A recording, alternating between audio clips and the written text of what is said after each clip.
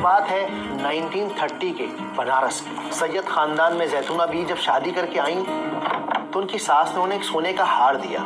دلہن، یہ ہے اصلی سونے کا ہار، ہمارے خاندان کی شان، اس کا بہت خیال رکھنا۔ آپ بالکل بے فکر رہیں امی، میں اس کا رکھوں گی بہت خیال۔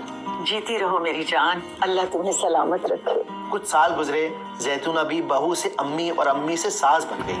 انہوں نے وہ ہار اپنی بہو کو دیا اور سیم وہی بات کہی جو ان سے ان کی ساس نے کہی تھی۔ دلہن، یہ ہے اصلی سونے کا ہار، ہمارے خاندان کی شان۔ آپ بالکل بے فکر رہیں امی، میں اس کا رکھوں گی بہت خیال۔ جیتی رہو میری جان، اللہ تمہیں سلامت رکھے۔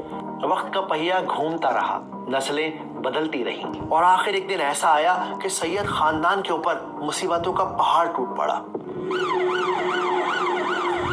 سمجھ میں نہیں آیا کیا کریں۔ تب ان کی پوتی صدف نے کہا، اپنا خاندانی ہار بیچ دیتے ہیں، اس مصیبت کے وقت کم سے کم وہ ہار ہی تو کام آئے گا۔ ٹھیک کہتی ہو چھوٹی، اس وقت یہی صحیح ہے۔ پیسوں کی ضرورت تھی، حالات بہت زیادہ خراب تھے، تو یہ لوگ من مار کر ہار لے کر سونار کے پاس پہنچ گئے۔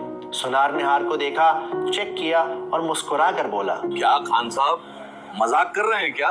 یہ ہار تو 100% نکلی ہے۔ وہ پھر دوسرے سونار کے پاس گئے، پھر دوسرے سونار نے بھی یہی بات کہی۔ سارا دن وہ شہر کے الگ الگ سوناروں کے پاس گھومتے رہے اور ہر سونار کا وہی جواب تھا، سوری سر، دس از فیک۔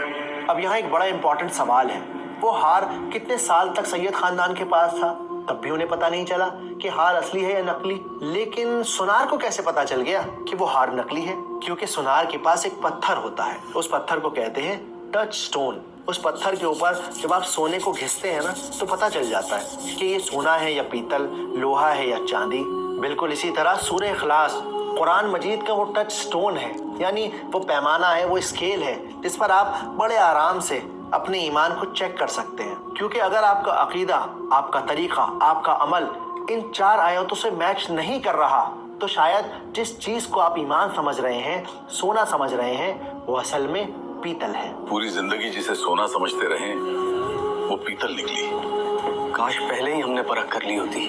اب کیا ہوگا بابا؟ ہوگا کیا شہلا، اب بھگتیں گے اپنی غفلت کی سزا۔ اگر آپ سورہ اخلاص کو، قل هو اللہ احد کو اپنی نمازوں میں as a shortcut use کرتے ہیں اور آپ نہیں جانتے کہ اصل میں سورہ اخلاص اللہ کا بایو ڈیٹا ہے، تو ریلی مکتوب کے اس چینل پر جا کر سورہ اخلاص کی تفسیر کو دیکھ سکتے ہیں۔ کیا یہ بہتر نہیں کہ دنیا اپنی غفلت میں غافل ہو اور میں اور آپ اس سال کے ختم ہونے سے پہلے اپنے اللہ کو جانیں، اس کو پہچانیں کہ آخر اللہ ہے کون؟ اس ویڈیو کو آگے تک شیئر کیجیے۔